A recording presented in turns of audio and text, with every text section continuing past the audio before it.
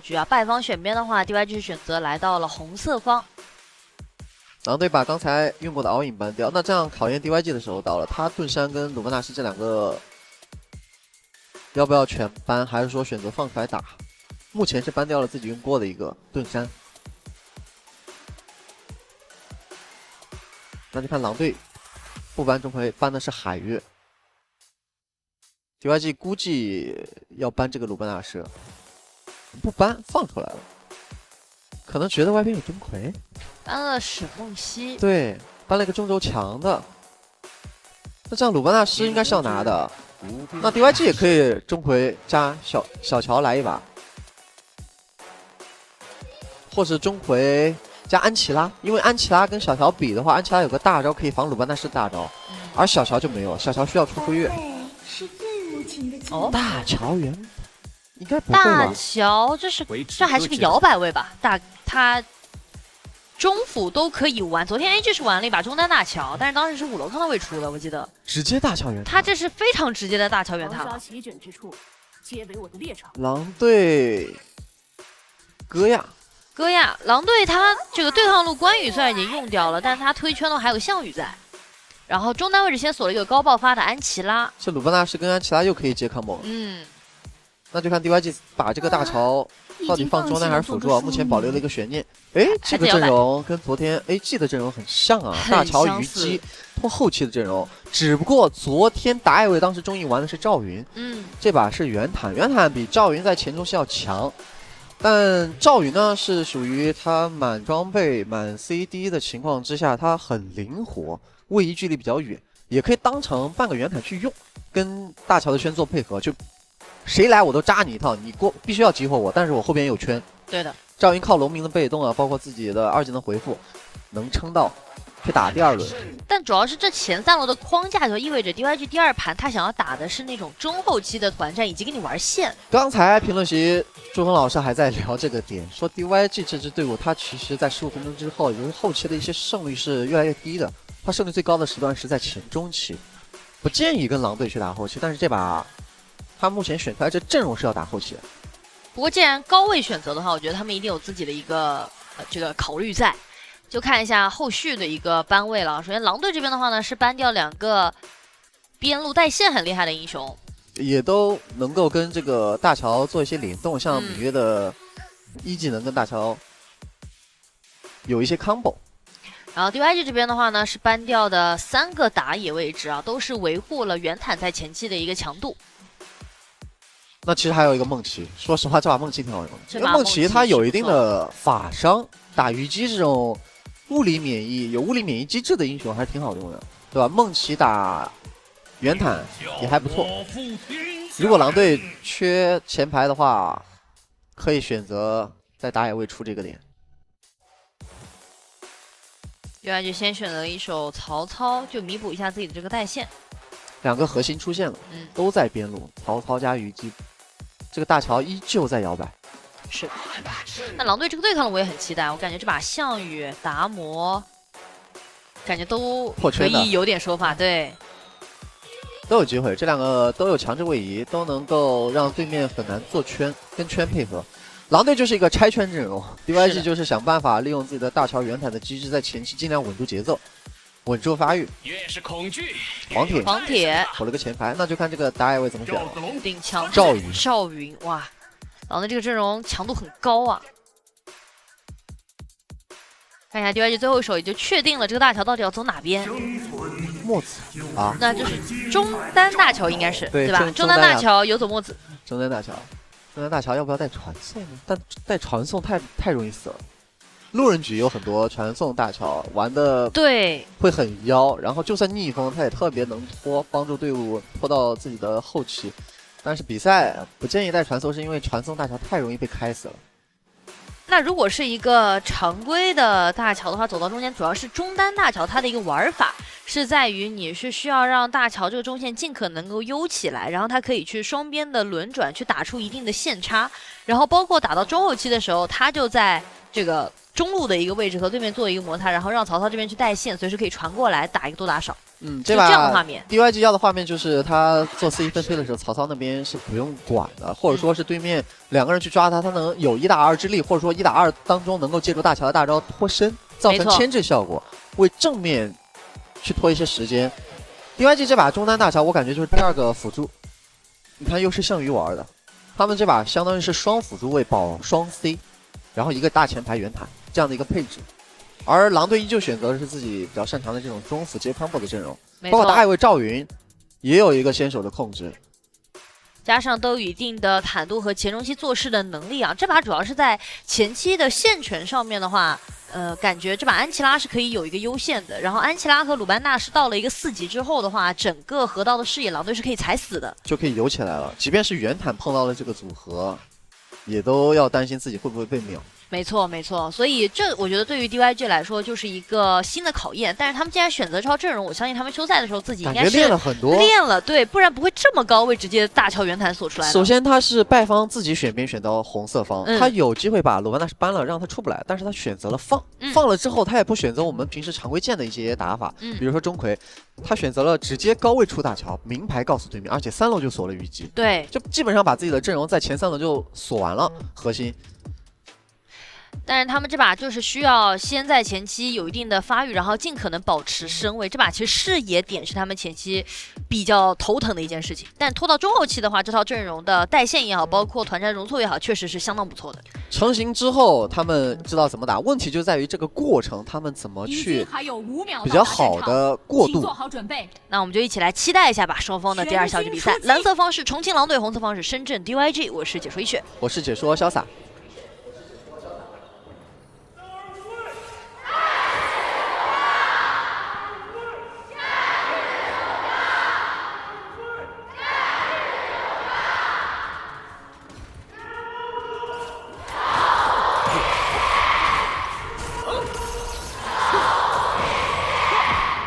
上路抢2级，青青如果去追的话，这波兵可能就要漏掉。对的，而且曹操也有闪现，不一定追得死，所以还是稳定去吃线。然后下路 DYG 这边是墨子加虞姬一个经典的 poke 组合，效果也还可以。3-3对抗，鲁班纳是踩了一脚，直接打出来了对面的2个闪现。但自己的状态也要被压得很低，对面追着点，把风损收了，闪现躲了一下对面墨子的一个追击，而且再来一炮。下路的话 ，DYG 3 poke， 拼得很凶，技能只要准够准，他们就能打出优势。对的，刚才那个闪现其实是鲁班纳师的1技能想要跟安琪拉2技能接 combo 的，所以滴了一个闪。这把 DYG 的先手控制也能打出很好的效果。墨子中了之后，虞姬的剑，包括大乔的1-3技能，消耗都很厉害。上路这个控制之人好像是小乐，一个2技能给他抢了。下一波兵线率先就来到4级。大乔不吃中路线养圆坦。他们需要有一个能够在团战当中先吃住第1波伤害的前排。圆坦这把得有点先。我看一下千城的第一视角，他一直在拖2技能，随时准备交2，用得好可以解对面的一波控制，比如说赵云的渣。是的，下路给足了压力。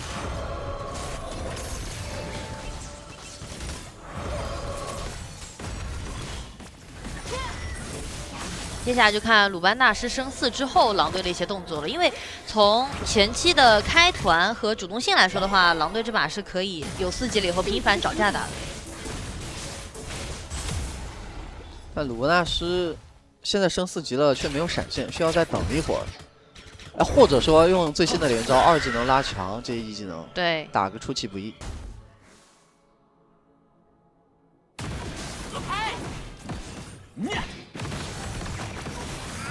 上路的位置，安琪拉2技能被兵线挡了，那个兵线没清完，本来有机会跟狂铁的击飞接上的。这波不想放着空间之灵，大乔也来了，而且大乔是有大招的，而且砸起来给了个圈送曹操回去补状态。这波响手圈，曹操落下来，但直接被安琪拉一套给定住，交了一个闪现往后拉扯，然后同时大乔开了一个大招，队友传下来也是逼了狂铁一个闪。但如果这一波 DYG 的大乔大招没有收获的话，那中下两线压力会很大。中路线被赵云推过去，赵云直接直勾勾往下转，就是要动这个虞姬，有人取消传送了。二技能规避了一波，但是对面的人实在是太多了，轮流再扛一下塔，第一滴血幸还是拿到。这就是前面没有稳定的机会，没有像老夫子这种能固定战场的英雄，大乔给大招之后，很多人都传过去。没有收获就会造成下半途亏损，开不起来。然后婉婉他当时就是清完中线直着往下走的，不知道当时那个传送没有太注意那个传送为什么没传下来，本来是有人传去协防虞姬的，是大乔本来要传，然后是被紫坏那个安琪拉二技能砸过去了，就断了一下，那就是被断了，对，那就没招了。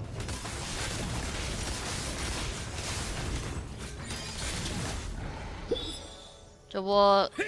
是选择直接让虞姬拿红了。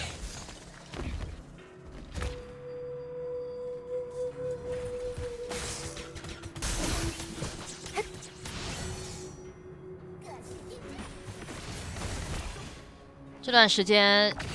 信的鲁班大师加上婉婉的这个赵云会打得非常之激进。现在鲁班大师手上是有闪现要开，二技能拉长过去，然后大招再把墨子给拉回来，一套 combo 直接接上。这波鲁班大师的开团，他开到了这个落点的效果跟上个版本几乎没有太大差别啊，就是拉到了自己的面前，刚好就是队友能接上。没错，他是二技能拉长接一技能，闪现都没有交。而落空那个位置站得特别脱节，队友都在野区，他站到靠近对面的红区，因为他想反一下对面那个赤甲，当时一炮拿了一个赤甲，但是自己的视野是完全踩不住的。这也是我们说到的，我们看到这一局的实时预测上面，28人看好了重庆狼队，3人看好了深圳 DYG。可能是考虑到了阵容的前中期的强度。但 DYG 现在就是防守好中路，边线可以列一点，中路一塔不能掉。上路的话，赵云跟狂铁两个人要抓小乐的曹操，来找曹操，直接闪敲过去，2抓1，曹操尽力了，然后一技能再往后做一波拉扯，但是对面再追，狂铁2技能砸起来，配上赵云的伤害收掉，然后这边的话戈亚一个大招吸住了对面的一手圆坦，这个时候秦又从侧面过来了，配上信的一波控制链，这个圆坦感觉也是走不掉蓝起来，一个一技能收掉了圆坦，刚好 DYG 的红 buff 刷新了，那狼队还可以顺势反红，没错，这样一来。4-0的一个开局，狼队又是手握大优势啊 ！DYG 这套阵容就只能硬拖了，会非常被动。接下来，甚至他后边可能会出现曹操不顾自己的性命，直接去硬带线，逼对面来抓自己。然后同时看到整体的经济排行上面，狼队的野射目前排行在第1，婉婉更是一个全场最高经济啊。这把赵云其实高经济了以后也非常好发挥，赵云打虞姬也挺好打的。是的，因为技能频率很短，虞姬单靠一个2技能没有办法躲过赵云的追击。到后边打大团的时候 ，DYG 大乔那一个圈到底给谁也是一个问题。包括打大团的时候，如果说狼队不占叠位的话，墨子这个大招是很容易被对面给拆掉的。小控很多，小控制多，对。跟我一起唱。上路的位置，小乐这个带线有点深了，被对面给抓到。其实中路的队友并没有完全靠过来，两边在中左的位置稍微小摩擦了一下，但小乐就想去截线。看鲁班大师啊，看信的这个位置，这个位置是为下一波红 buff 刷新提前做好的铺垫啊。DYG 谁从这儿走都会被蹲一下。不过鲁班大师的大招还差个3秒，马上要好。进草的是一个圆坦，大招好了，第一时间先不拉，点过去等赵云和戈亚过来，把上线先给截了。赵云一扎，但被对面给躲过了，侧面还大招拉到了对面那手圆坦，配上安琪拉的一套爆发，圆坦又倒。安琪拉大招最后的1-2秒钟还扫到了对面的红 buff，而且赵云正面大招直接扎了你不上心的一个一技能跳了过去，一闪收掉对面那手大乔，大乔也感倒，中一塔要没了呀。狼队现在正面就是看谁就直接开的一个状态了，5000的经济领先。DYG 现在完全没有视野了。但这也是我们在 BP 做完的时候就有聊到的一个点，就你让狼队这么擅长前中期打进攻的一支队伍拿到一个前中期容易出优势的阵容的时候，关键是他自己选择了一套打后期的阵容。这就是我们刚刚说到的，就为什么没有传下去？对对对。所以这波虞姬被越了，这是真没办法，因为上路大乔摇了个大招以后，是明视野上路漏了4个人的。这波鲁班纳斯是拆火，因为袁坦去打戈亚了，但是队友接 combo 直接是把袁坦给秒了，然后就赵云的开团跟鲁班纳斯的一闪配合，把大乔再控死。是卡了一个大乔放一的那个抬手的动作。现在狼队在全面压缩视野。这个红 buff 还有8秒刷新，狼队先破上2塔，把兵线截了，再回头控红。正面开远塔，接安琪拉的爆发，这个位置要被秒，圈做不上。哎，正面这个位置的话，墨子有点想去控，结果自己是倒在里面了，完全扛不住啊。DYG 现在有点乱了，是感觉这个红 buff 是守不了的，这个经济差是完全可以放的，没必要跟狼队在这个位置打架了。虞姬都选择在下路清线了，就这种时候，但是正面的队友还在和狼队的人纠缠，纠缠着就被开了。没错。重逢时刻。现在看到所有的队尾经济差的话，都是狼队这边的领先，而且领先的还不少，队尾都有1000左右的领先了。我是感觉 DYG 这2把陷入到了一样的一个问题啊，就是当他们的阵容要拖的时候，正面的这种资源要不要守的问题，他们做的有些不果断。主宰暴君获得强化，浩科出击。10分钟，狼队直接先落龙。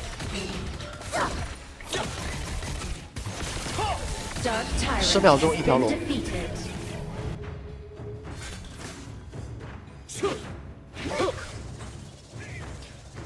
就接下来 DYG 我感觉会去做的一件事情，可能是放大乔直接在中轴，然后让曹操出去带，这样的话大乔可以随时把那个曹操摇回来，先4-1拖一些时间。但狼队感觉不给对面拖的时间，直接把他拉回来，对面的袁坦又是一套 combo 链秒上，信现在真的是见谁开谁。他又给我们玩了这个版本鲁班纳斯的花式开团。没错，正面的话又是一个狂体的闪，打出了对面虞姬的闪，中下还有兵线过来，中路的高地是直接能拆掉的。大乔选择了出去带，正面没有大乔，大乔刚刚是在上路带了一个线。刚刚信的开团是什么？2技能过来接1技能，就2段位移直接开一个没有这个闪现的袁坦嘛，袁坦第一反应是拉不开了，然后随后接1技能再给个控制，这样给了队友很大的一个时间，让队友去接后续的技能跟伤害。没错。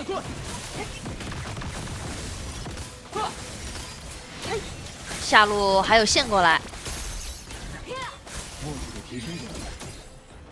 这个点 DYG 的伤害量也不足以打得动狼队的一个前排，青青直接卡在前面，把这个高地给点掉。喂，手一套技能，把曹操秒了。哇，子焕。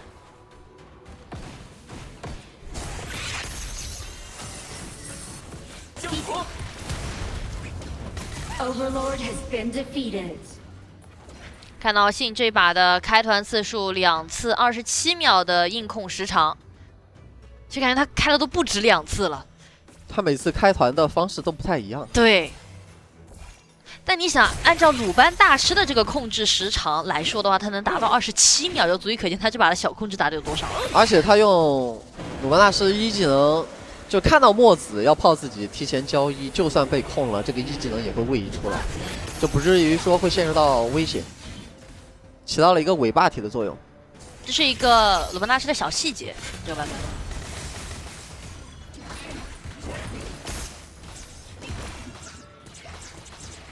这波狼队卡了3线，暗影之镜放在下路，要去打终结了。13000的经济差，非常高的一个经济差了。狼队现在在正面给到了十足的威胁。哎，袁坦2技能顶上来了，还好用大招拉开了距离。但是下路这波兵线狼队是护的比较好的。虞姬已经没2技能了，是被戈亚这边直接给打了出来，然后侧面戈亚盯住了对面的一手大乔，正面的话安琪拉又是一套技能打残了对面的圆坦，下路的线已经送过来，这个时候狂铁直接砸了进去，卡住了对面虞姬的一个位置，虞姬活了下来，但这边曹操活不住了，再下圆坦大招砸进去，给了一手兵甲，控是控的不错，但是没有伤害根了，侧面狂铁还在扛住了一定的时间，鲁班大师再进去大招把墨子给拉回来，配上赵云的一波伤害打掉，下路还有一波兵线进来，虞姬这个时候要卖命去清了，但是直接进去点掉了，瞬间让我们恭喜重庆狼队2比0来到赛点局。而且这一局真的是从阵容选择出来开始啊，狼队他们就是在拿自己最擅长的东西，用最严谨的方式打了出来。而 DYG 的话，我觉得他们一定是有练过，有想要去尝试这一套的，因为大乔的这一套也是他们今年第一次使用到。但可能在赛场上面的发挥，尤其打到重庆狼队前期这种猛攻态势的时候，好像有一些难以支撑啊，在中期的时候，实在是有些拖不住。不知道是不是因为 DYG 这个夏季赛的第一场比赛啊，感觉有些东西做的不是特别的严谨。看一下他们能快速调整一下吧。我们也是先来听一下评论区的看法。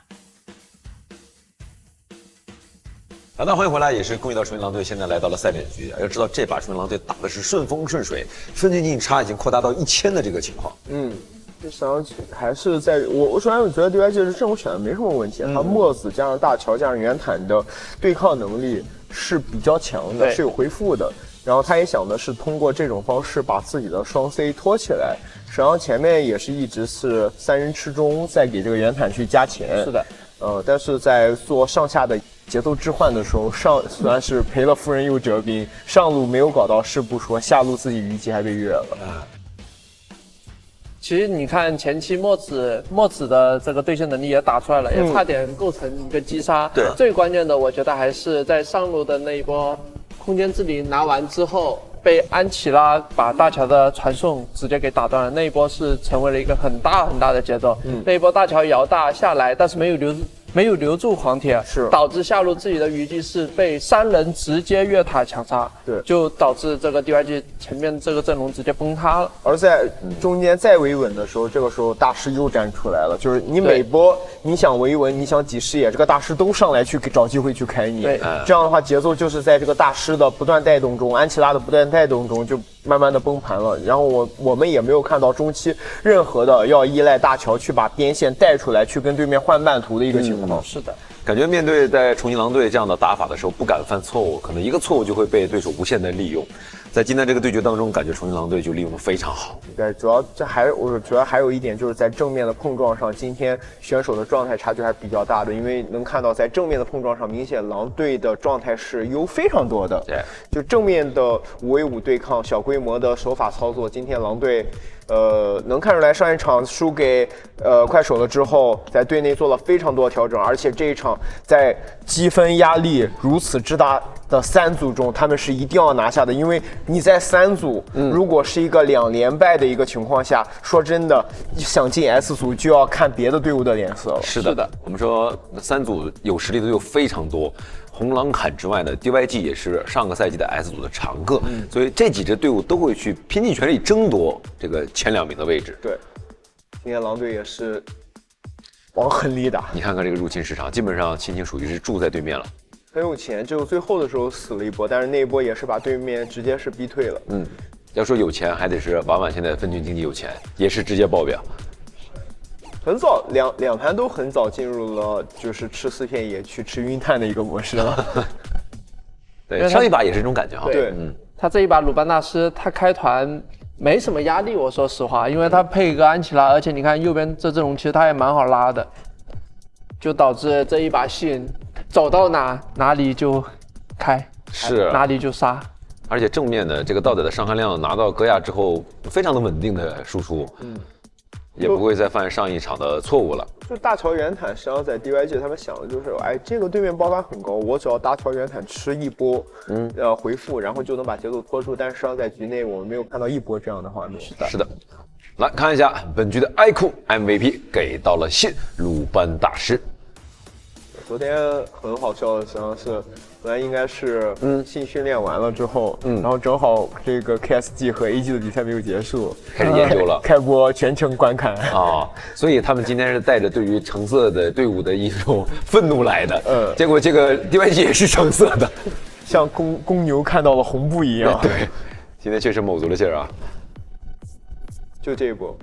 就是在上路漏视野的情况之下，下路也准备直接越了。对，然后这时候想稳节奏，但是这个大师就不给你任何，你只要出一点纰漏，他就直接把你开回来，所以节奏就一直没有稳住，然后远边线也一直没有带出去。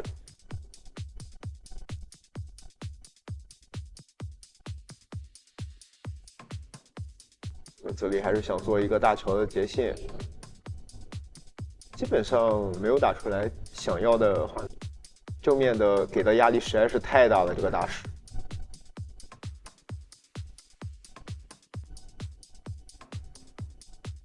而且今天这个信的鲁班纳师啊，他对于莫此的炮的落点掌控度非常高，他经常有直接去过去挡炮的这个画面出现，对，给到后排更多的输出空间了。